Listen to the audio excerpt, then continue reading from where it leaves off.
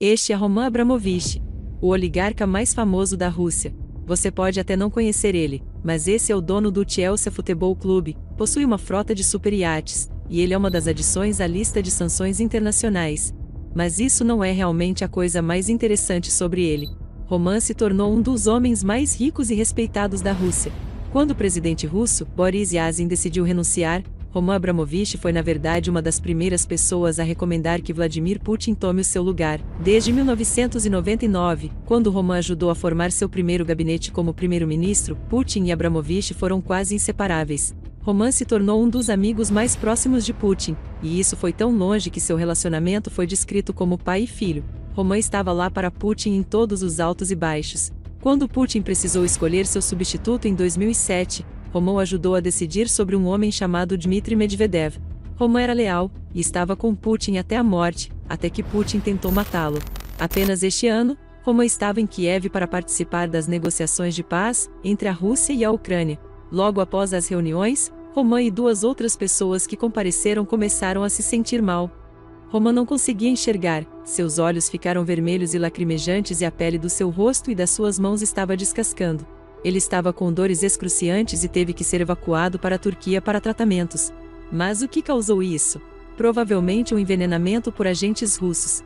E para um homem como Roman, a única pessoa que poderia ter dado essa ordem era Vladimir Putin. Mas como chegou a esse ponto? Como Roman deixou de ser o aliado mais próximo de Putin, quase um filho, para estar na lista de alvos de Putin? Como um pai poderia eliminar seu próprio filho? Para entender isso, precisamos mergulhar um pouco mais fundo em uma história. Este é Roman Abramovich, o mais notório oligarca russo.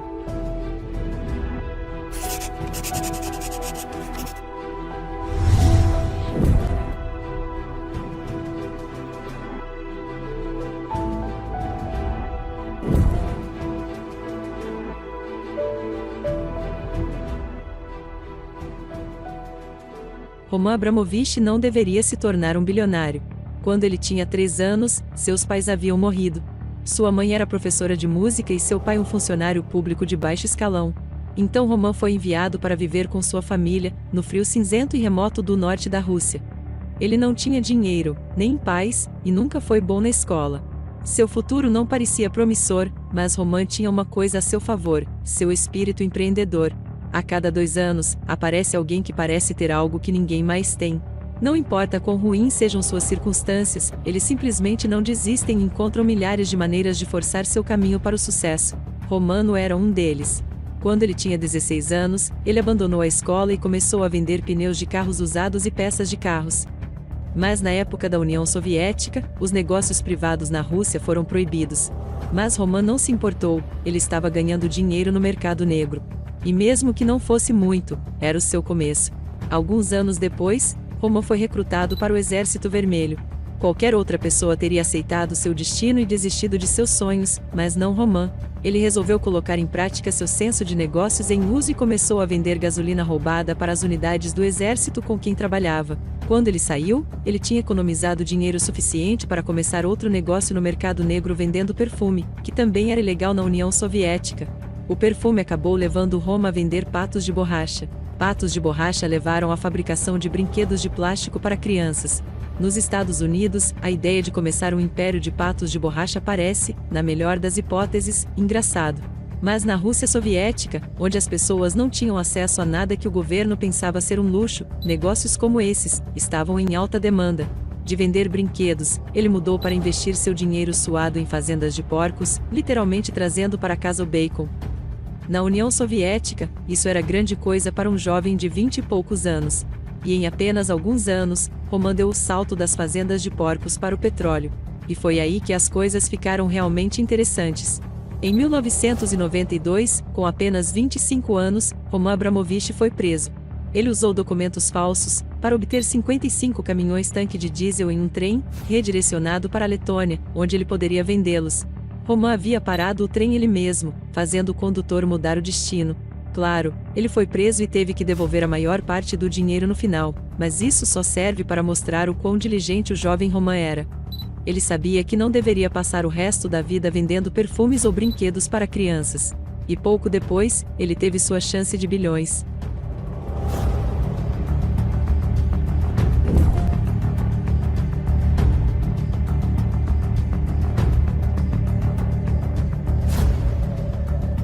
Este é Boris Berezovsky, um oligarca russo que acabou ficando contra Putin, fugiu para a Inglaterra e supostamente tirou sua própria vida, mas todos sabemos que ele foi alvo de Vladimir Putin. Mas em 1995, Boris Berezovsky ainda era um empresário russo de grande sucesso que possuía uma concessionária de carros e administrava uma montadora estatal. Boris Berezovsky também era um bom amigo de Boris Yeltsin, o ex-presidente da Rússia. Ninguém sabe exatamente quando ou como Berezovsky e Roman se conheceram, mas os dois imediatamente se deram bem. Através de Boris Berezovsky, Roman Abramovich encontrou o caminho para a mesa dos adultos. Era aqui que os bilionários eram feitos, e ele estava prestes a ser um deles. Por volta do mesmo ano, Boris Berezovsky e Roman começaram a trabalhar juntos. O presidente Yeltsin cria uma nova companhia petrolífera, chamada Sibneft. Já que Boris e Roman eram tão próximos do governo, o ex-presidente russo, Yeltsin, os nomeou como principais alto-executivos da petrolífera Sibneft. Ele nunca sonhou com o que estavam prestes a fazer. 1995 foi um ano movimentado para a economia russa. Apenas 4 anos após a queda da União Soviética, o governo precisava seriamente de dinheiro, e assim nasceu o programa Empréstimos por Ações. O governo estabeleceria uma quantidade de ações de empresas estatais como garantia para o empréstimo. Banqueiros e políticos de dentro dariam dinheiro ao governo em troca dessas ações. Se o governo não pudesse pagar de volta o empréstimo, os credores manteriam as ações para si. Obviamente, o governo russo nunca fez dinheiro suficiente para comprar essas ações de volta. Então, em vez disso, os credores mantiveram suas participações nas empresas, e alguns até assumiram completamente o controle depois de comprar outros acionistas. Foi a primeira venda de fogo da Rússia, e Roman e Berezovsky não perderam tempo em tirar vantagem disso. Berezovsky tinha muitos amigos em altos cargos, e agora, com uma oportunidade de ouro nas mãos dele e de Roman, ele os colocou em bom uso. No início de 1995, um ministro russo subitamente ordena que 137 milhões de dólares do dinheiro do contribuinte sejam transferidos para uma conta em um banco russo específico. Um pouco mais tarde, esse mesmo banco emprestou a Roman Abramovich o dinheiro que ele e Boris Berezovsky precisavam para assumir a empresa petrolífera, Sibneft. Utilizando o programa Empréstimos por Ações, Roman Abramovich e Boris Berezovsky ofereceram 250 milhões de dólares pelo controle da Sibneft. Na verdade, a empresa valia bilhões, mas Roman Abramovich e Boris Berezovsky sabiam como enganar o governo para aceitar o acordo. E de repente, um jovem de 28 anos estava no controle de uma empresa petrolífera multibilionária.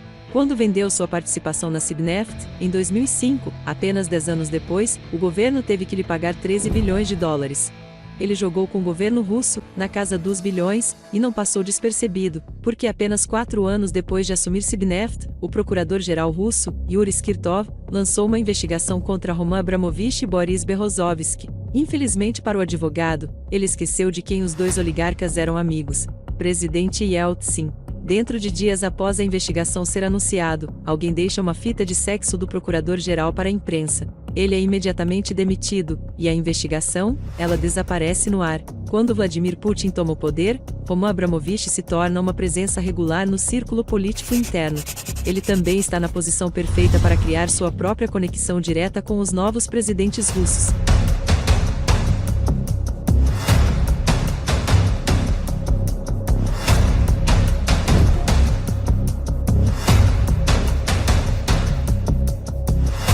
O que você ganha quando um grupo de grandes empresas de alumínio, todas administradas por oligarcas poderosos, estão todas competindo pelo controle da indústria, nos primeiros anos sem lei da Rússia? Você tem uma guerra violenta. As guerras do alumínio na Rússia foram sangrentas, com pessoas realmente sendo mortas por causa disso. Nas próprias palavras de Roman Abramovich, a cada 3 dias, alguém estava sendo assassinado.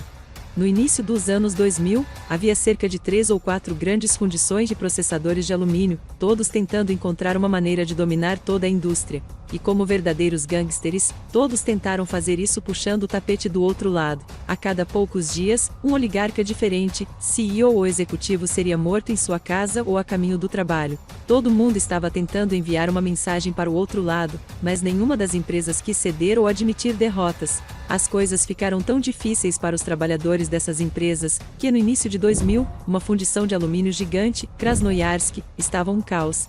Os trabalhadores estavam em greve. Os vendedores queriam sair, e parecia que a empresa estava prestes a entrar em colapso, exatamente o que os outros oligarcas queriam. Mas então entra Roman Abramovich lá para comprar a empresa e aumentar seus bilhões. Por anos, a única maneira das empresas rivais de alumínio se consolidarem era matando umas às outras até que alguém desistisse. Mas e se houvesse uma maneira mais pacífica? E se as maiores empresas de alumínio se fundissem?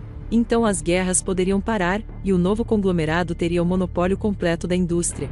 E isso é exatamente o que Roman Abramovich fez. Ele usou a influência de Putin para conseguir que o maior oligarca no ramo de alumínio, Oleg Deripaska, viesse à mesa para negociar. E juntos eles criaram a Rússia Alumínio, a terceira maior empresa de alumínio do mundo. Na época, Roman tinha apenas 33 anos. Se ele tinha sido rico antes, agora tinha oficialmente alcançado o status de oligarca, e era hora de aproveitar seus bilhões.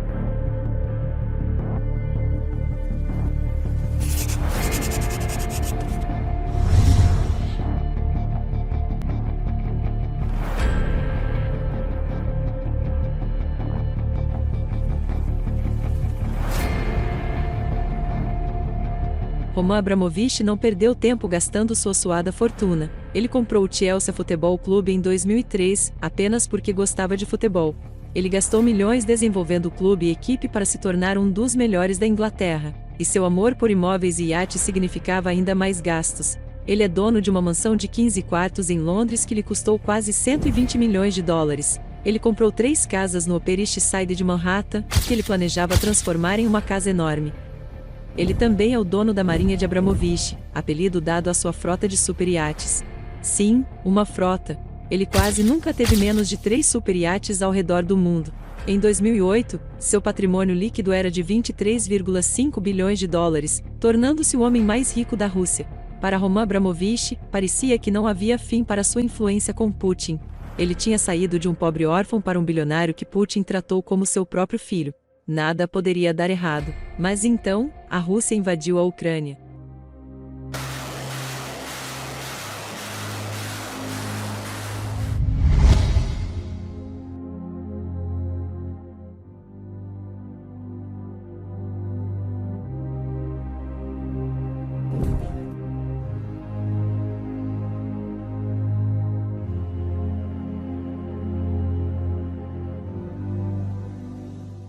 A princípio, Roman Abramovich pensou que poderia evitar as sanções que atingiram quase todos os outros oligarcas depois que a Rússia invadiu a Ucrânia. Por quase um mês, ele assistiu com surpresa como todos os seus velhos amigos tiveram seus iates apreendidos e suas casas esvaziadas. Semana após semana, ele esperava para ouvir seu nome em uma lista de sanções, mas elas não vieram. Aparentemente, ele não era visto como uma ameaça ainda, tanto para a América e para o Reino Unido. As notícias não poderiam ser melhores.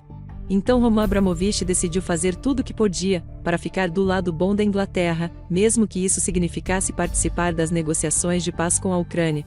Talvez se o mundo visse que ele estava tentando ajudar a resolver a guerra, eles poderiam deixá-lo ficar com suas coisas. Mas aos olhos de Putin, esta foi uma traição que não poderia ser perdoada. Você vê, quando Roman Abramovich voou para a Ucrânia no início de março para participar das negociações de paz, ele não obteve a permissão de Putin. Talvez ele pensasse que seu vínculo de pai e filho com ele o manteria seguro, mas aparentemente não. Putin não teve misericórdia. No dia seguinte às negociações de paz, Roman Abramovich de repente ficou mortalmente doente. Ele estava com dores constantes, quase morrendo, mas felizmente, ele sobreviveu. Se Putin ainda não o queria morto, isso foi definitivamente um aviso para ele manter o nariz fora das questões do Estado. Roman provavelmente pensou que quase morrer pelo seu amor pela paz seria suficiente para impedir que o Reino Unido o sancionasse. Obviamente, ele não estava do lado da guerra, então ele deveria ser capaz de manter seus iates e casas, certo? Errado. Porque menos de uma semana após o envenenamento, Roman Abramovich recebeu sanções assim como todos os outros, e seu plano tinha falhado. Mas aqui está uma coisa, ou Roman Abramovich não entendeu o recado de Putin, ou ele está realmente desesperado para sair da lista de sanções. Porque um mês depois de ser envenenado em Kiev, lá ele está, de volta a Kiev novamente para a segunda rodada. Quem sabe o que Putin tem reservado para Roman Abramovich desta vez? Não sei vocês, mas eu achei essa história super fascinante.